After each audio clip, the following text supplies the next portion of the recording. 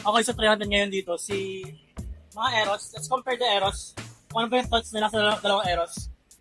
First test would be the Eros ED.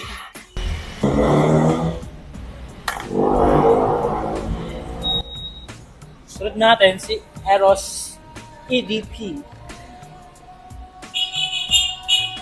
Yung sabi nilang amoy toothpaste eh. May toothpaste. Ah. Diba, pero sobrang citrusy. Mas naamoy pa talaga yung toothpaste na ano niya sa EDP. Toothpaste scent niya, no? Oo. Mas toothpaste siya. Wala natin dito. Wow. Pero mas versatile yung EDP talaga. Yung EDP? Mas versatile. Oo, mas versatile si EDP. And then mas pang-clubbing si EDP. Mas ilabas na natin yung may wagang mic. So ano nga ba yung mga comments niyo sa EDP and EDT? First muna tayo kay Myro. Si Myro. So, Myro. mas ano nga, parang mas versatile nga yung EDP kaysa sa EDP.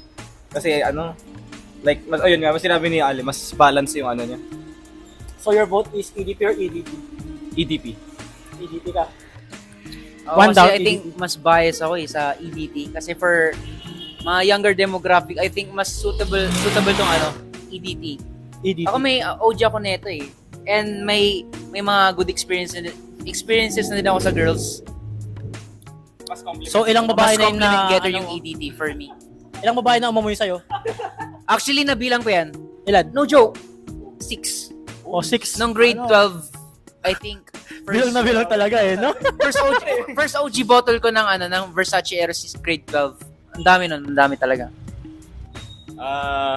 Sa akin naman, EDP kasi since nung nakakuha ko ng miniature ng Eros nung May love ka na. nagustuhan ko siya.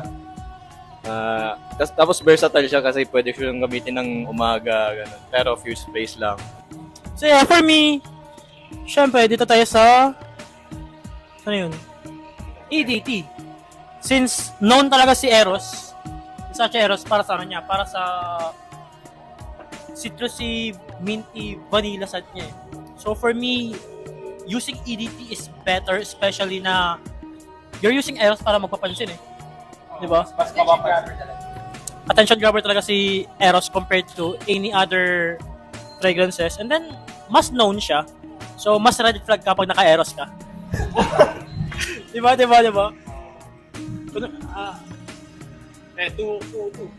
So, 2-2. Tie. Tie yung Eros natin.